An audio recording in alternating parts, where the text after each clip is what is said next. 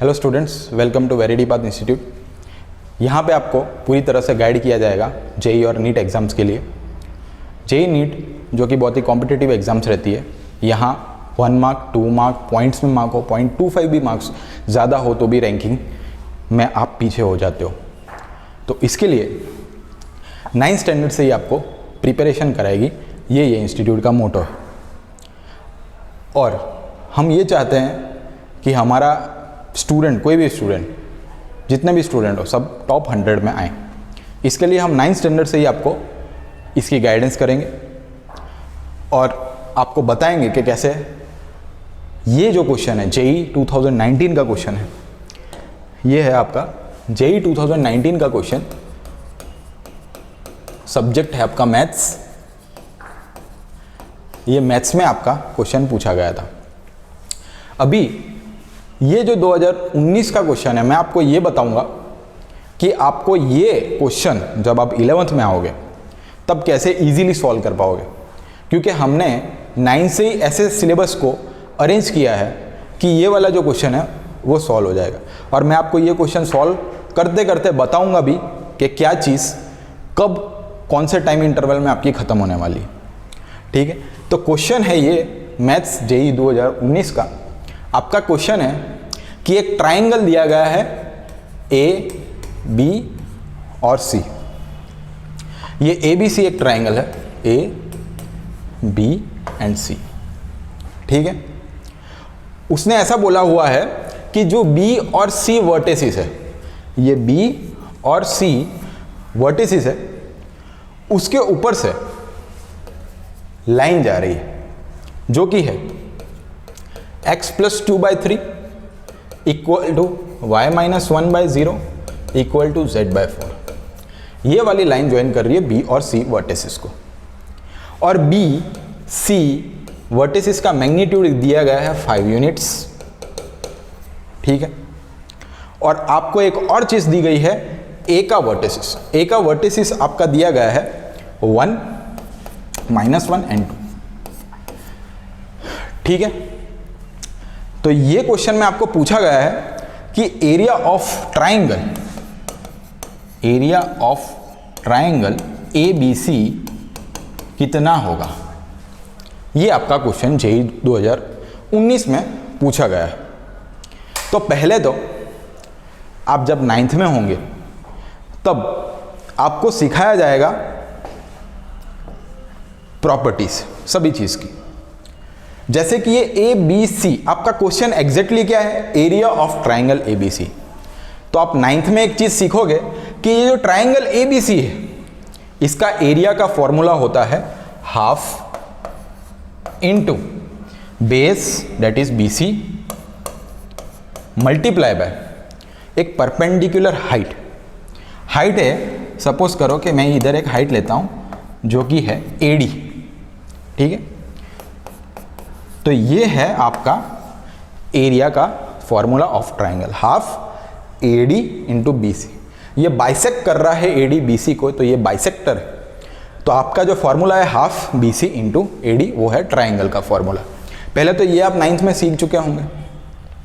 उसके बाद आपको बताया जाएगा वेक्टर्स। वेक्टर्स भी बहुत एक इंपॉर्टेंट चीज़ है। नॉर्मली वेक्टर्स जो है आप सीखते हैं 11th स्टैंडर्ड में, लेकिन आपको 9th स्टैंडर्ड के एंडिंग में वेक्टर्स आ जाएगा, तो तब जाके आपका क्वेश्चन सॉल्व होगा। तो ये क्वेश्चन में क्या क्या चीज़ें वो देख लेते हैं। एक तो ये चीज़ क्या है, ये नई चीज़ है 9th स्टैंडर्ड के स्टूडेंट्स के लिए। ये BC मैग्नीट्यूड, आपको ये पता है कि BC जो है वो 5 यूनिट है उसका डिस्टेंस। ये 1 - 1 2 ये क्या है ये भी पता नहीं होगा, तो ये इसका भी बेसिक्स हम कराएंगे। तो ये जो है, अगर मैं इसको एक ग्राफ की तरह देखूं, एक्स एक्सिस एंड ये है वाई एक्सिस और ये है जेड एक्सिस।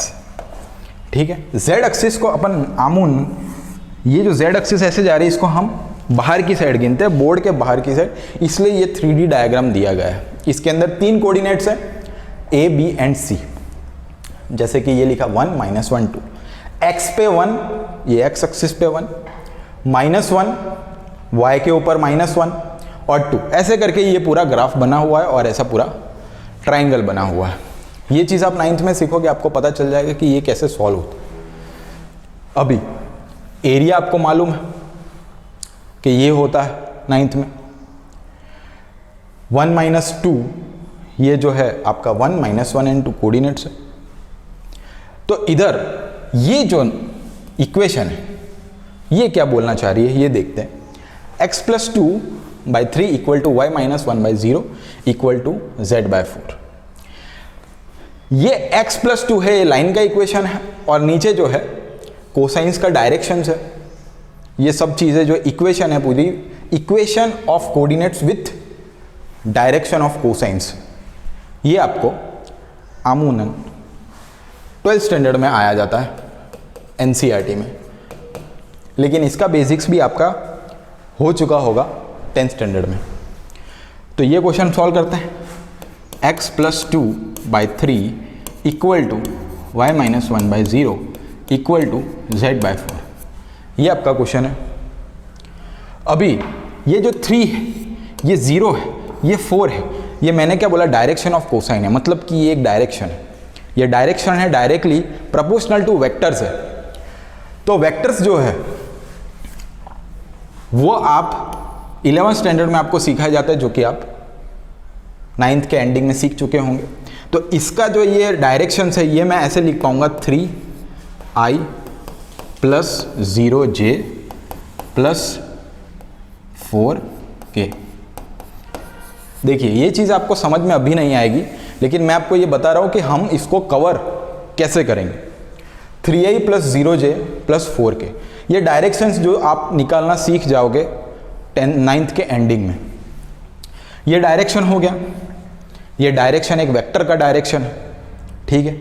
फिर 1 - 1 and 2, ये जो BC का इक्वेशंस है ऊपर x + 2 = y - 1 = z, ये हमको शो करता है कोऑर्डिनेट।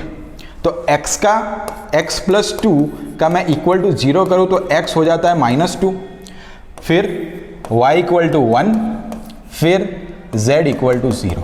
मतलब कि ये जो BC है इसके कोऑर्डिनेट्स होंगे -2, 1 and 0, राइट। तो ये जो है इसका कोऑर्डिनेट हो गया -2, 1 and 0, ठीक है। ये इसके ऊपर से अपन समझेंगे। फिर चीज आती है किसकी, -2, 1 and 0।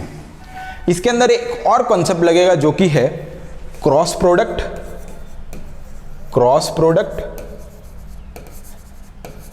एंड सेकंड है डॉट प्रोडक्ट।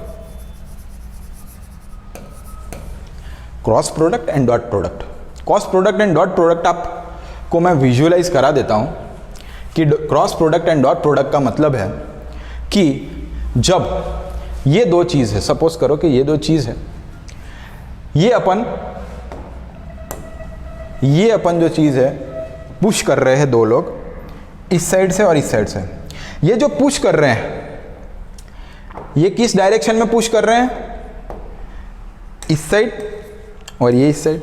मतलब दोनों का पुश क्या है, पैरेलल है, ठीक है, एक दूसरे के पैरेलल पुश कर रहे हैं। तो ये गाड़ी जो है आगे की साइड मूव कर जाएगी, ठीक है, ये गाड़ी आगे की साइड मूव कर जाएगी। अगर यही चीज यहां पे आप देखें तो ये भाई इधर से पुश कर रहा है, ये भाई इधर से पुश कर रहा है, दोनों के बीच में अब क्या बन गया, एक एंगल बन गया, ये इस साइड ये इस साइड, ये एंगल बन गया। अब ये जो एंगल है वो है कुछ 90 डिग्री, ठीक है, वो है कुछ 90 डिग्री। तो आप जब 9th में एंडिंग में होंगे तब आपको बताया जाएगा कि ए डॉट बी, ये वेक्टर का मतलब होता है ए बी कॉस थीटा। जहां ये वेक्टर्स होंगे ये मैग्नीट्यूड होंगे। जब ये कॉस थीटा, इसके बीच में तो क्या है, 0 डिग्री एंगल है, ठीक है। ये अगर ए दोनों सेम डायरेक्शन में पैरेलल है तो मतलब एंगल कितना बना दोनों के बीच में, 0, कुछ बना ही नहीं। तो ये हो गया ए बी कॉस 0 मतलब ए बी हो गया, मतलब एग्जैक्ट फोर्स लग रहा है एक जगह पे, इसलिए ये आगे की साइड गई। वही चीज़ यहाँ देखो 90 डिग्री पे लग रहा है, दोनों 90 डिग्री पे, तो ए डॉट बी इसका क्या होगा, ए बी कॉस थीटा, जो कि होगा A B cos 90 degree equal to 0। Cos 90 0 होता है, तो मतलब कि ये गाड़ी आगे मूव हो नहीं रही है। तो डॉट प्रोडक्ट का मतलब ये होता है, मुझे बताना है कि ए डॉट बी, ठीक है, अगर बीच में पैरेलल है, मैं साथ में, दो जने साथ में पुश कर रहे हैं तो वो पुश हो जाएगा।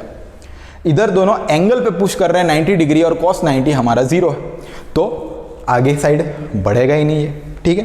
तो ये हो गया डॉट प्रोडक्ट का कंसेप्ट, जो कि आप 9th स्टैंडर्ड में सीख जाएंगे वेरिटी पाथ इंस्टीट्यूट में। फिर नेक्स्ट आता है क्रॉस प्रोडक्ट, ठीक है। क्रॉस प्रोडक्ट देखो आप, क्रॉस प्रोडक्ट में देखो आप, ये गाड़ी आ रही है एक, ये गाड़ी जाके एग्जैक्टली बॉल के परपेंडिकुलर हिट कर रही है, देखो आप, एग्जैक्टली परपेंडिकुलरली हिट कर रही है, ठीक है। ये वीडियो आपको ये शो कर रहा है कि ये जो गाड़ी है ये कैसे आई, ये वॉल थी, ठीक है, और इधर से इधर आई, देखो एग्जैक्टली यहां पे टच करेगी परपेंडिकुलरली, ठीक है।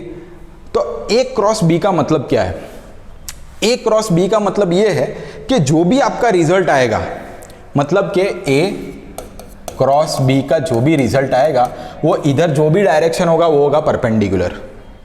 जैसे कि ये जो गाड़ी मूव हुई, अपनी गाड़ी में मूव होते समय क्या हुआ, इधर एक वॉल थी और गाड़ी ऐसे आई और ये बीच में इसने टक्कर मारी, ठीक है।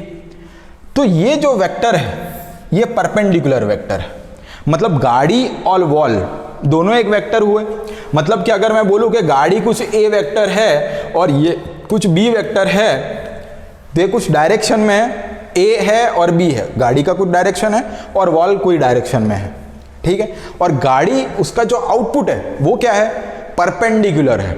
ए क्रॉस बी का मतलब ए जो है हिट कर रहा है परपेंडिकुलरली, मतलब एक परपेंडिकुलर डायरेक्शन में ये हिट करेगा, ठीक है।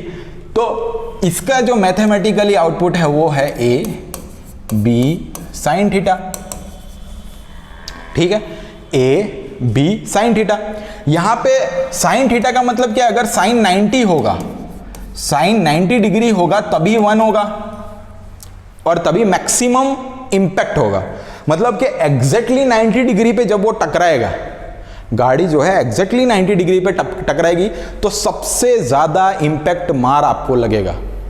एक्सीडेंट्स में भी अगर आप गाड़ी को देखें तो साइड में से अगर आपके एक साइड पे गाड़ी टकराती है तो आपको कुछ नहीं होता, लेकिन अगर गाड़ी बीचों बीच अपने निकल जाए तो ज़्यादा इंपैक्ट रहता है। वही एग्जांपल ये शो कर रहा है। ए क्रॉस बी का मतलब मैथमेटिकली होता है ए बी साइन थीटा, ए अने बी मैग्नीट्यूड है। मतलब साइन थीटा जब साइन 90 होगा तो 1 होगा और 1 जो जब होगा तब मैक्सिमम इंपैक्ट होगा।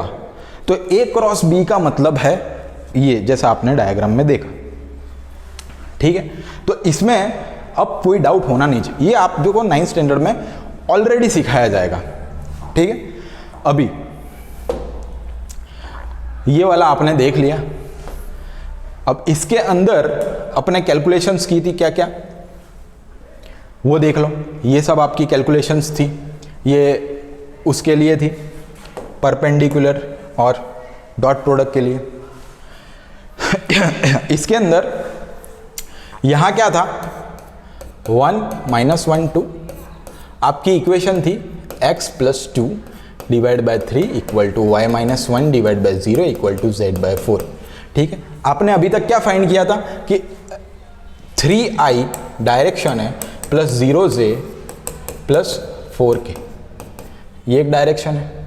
और दूसरा डायरेक्शन क्या है, ये वाला, ये आपको फाइंड करना पड़ेगा। तो इसका भी एक इक्वेशन है जो कि आपको दिया जाएगा। तो ये फाइंड करने का इक्वेशन है x2 - x1 i plus y2 - y1 j plus z2 - z1 k। ये आप 9th के एंडिंग में सीख चुके होंगे। तो इससे क्या होगा, ये जो इक्वेशन, इससे मैं फाइंड कर पाऊंगा कि ये जो साइड है इसका वेक्टर क्या होगा, ठीक है। ये जो आपने फाइंड किया वो क्या है, ए वेक्टर है, ये वाला ए वेक्टर है। ये जो ए वेक्टर है, नीचे वाली जो इक्वेशन थी, इक्वेशन ऑफ लाइन, नीचे वाला direction of cosines, direction of cosine के जो नीचे वाले होते हैं वो वेक्टर्स, वेक्टर कौन सा है, BC का ए, वो आपने फाइंड कर लिया यहाँ पे, ठीक है। उसके बाद आपने ये वाला इक्वेशन लगा के पता किया कि बी वेक्टर क्या होगा। अभी आपको ये मालूम था कि इधर जो इसके कोऑर्डिनेट्स है वो इसके होते हैं -2, 1 एंड 0, ठीक है। ये x1 ये x2, माइनस करके देखो क्या आता है, x2 माइनस x1, 1 -2 मतलब 3, ठीक है। दूसरा -1 -1 -2, तीसरा 2 - 0 2। तो ये अगर मैं वेक्टर में फॉर्म में लिखना चाहूँ तो जो आपका बी वेक्टर आया है वो आया है 3i - 2j + 2k, ठीक है। ये आपका आ गया बी वेक्टर, ये आपका आ गया ए वेक्टर। अब आपका क्वेश्चन क्या था, मतलब आपका AD × BC था, एरिया फाइंड करना था, ये AD था, ये BC था, ठीक है। तो AD × BC, BC आपको पता है कि 5 यूनिट दिया गया था ऑलरेडी क्वेश्चन में। अब AD का मतलब क्या है, AD मतलब ये तो कुछ दिया गया नहीं है, लेकिन वेक्टर्स की भाषा में मुझे अगर ये AD लिखना हो मतलब हाइट हो गई। हाइट मतलब कि अगर कोई चीज़ ऐसी है, एंगल पे है, कुछ एंगल पे है, ठीक है, तो मैं डायरेक्टली ये जब वेक्टर्स पढ़ूंगा तब मैं डायरेक्टली बता सकता हूँ कि ये जो सीधी लाइन है इसके 2 वेक्टर पढ़ेंगे, आपको ये दिया गया है तो ये और ये 2 देंगे, तो ये होगा आपका B cos थीटा और ये होगा आपका B sin थीटा। ये हम 9th स्टैंडर्ड में पढ़ेंगे। तो B sin थीटा हुआ, मतलब कि ये जो हाइट है ये AD है, ये है B sin थीटा। तो मैं AD की जगह क्या लिख देता हूँ, 1/2 × 5 × B sin थीटा। यहाँ तक हमने फाइंड कर लिया, ठीक है। 1/2 5 × B sin थीटा, ठीक है। अब B sin थीटा तक आपको मालूम है। अब B sin थीटा किस में आएगा, A क्रॉस B का क्या आंसर था, A cross B = A × B × sin theta, ठीक है। A × B × sin theta. A क्या है 3i + 0j + 4k और B क्या है 3i - 2j + 2k, ठीक है। अब ये चीज़ को मैं ले जाता हूँ दूसरे बोर्ड पे और आगे सॉल्व करते हैं अपन, ठीक है।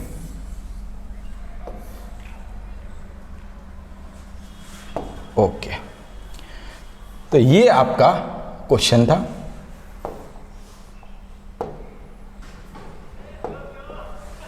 ओके, आपने यहां तक फाइंड किया 1/2 5 × B sin थीटा। अब A क्रॉस B क्या होता है, A B sin थीटा। यहां पे आपका क्या है B sin थीटा, ठीक है। तो B sin थीटा जो है उसको मैं, ये जो B sin थीटा इसको मैं लिख सकता हूं A cross B / AB, sorry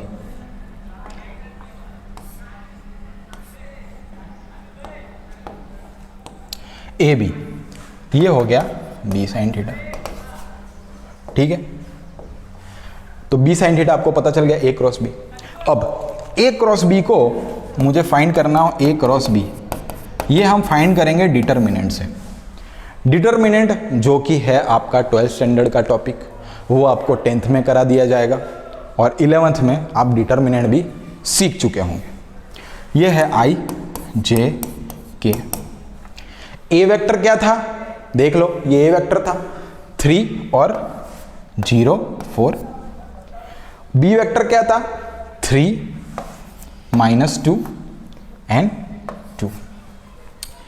ये जब आप फाइंड करोगे, ये पर्टिकुलर चीज आप फाइंड करोगे तो आपको ऐसे फाइंड करनी है 0 × 2 -4 × -2 और इसकी एक पर्टिकुलर मेथड है फाइंड करने की जो आप 10th में सीखोगे।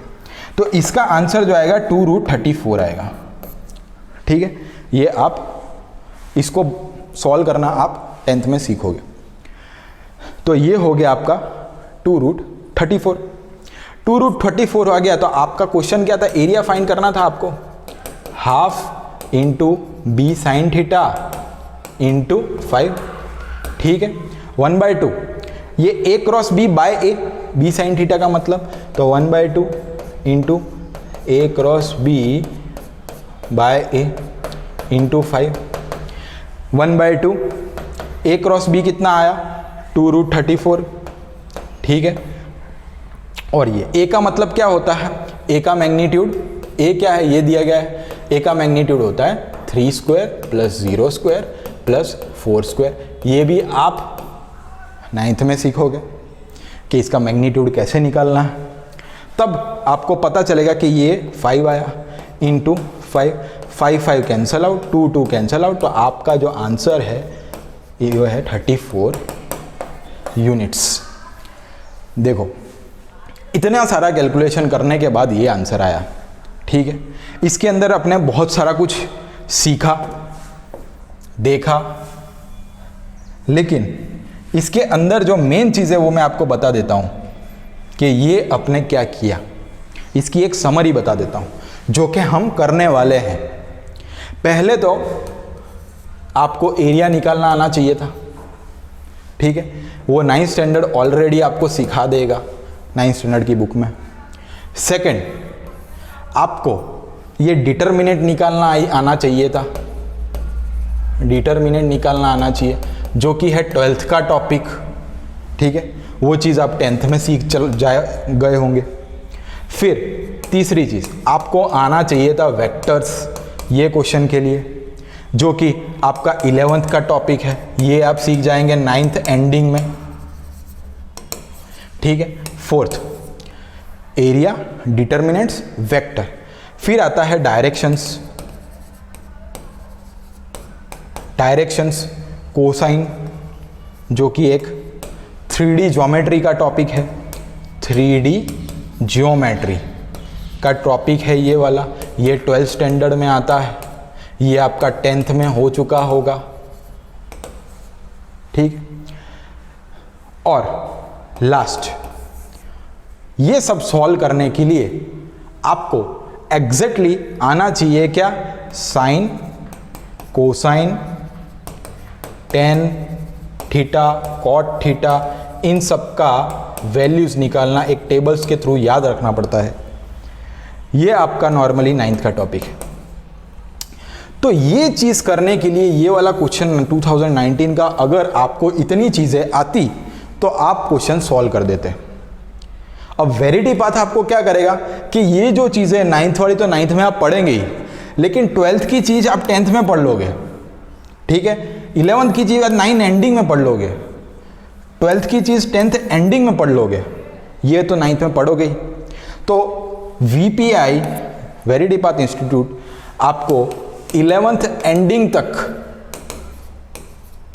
You can solve this question और any question related to maths जो कि इस टाइप का है, और ऐसे सभी टॉपिक के आप क्वेश्चन सॉल्व कर पाओगे। ऐसे हमने सिलेबस अरेंज किया हुआ है।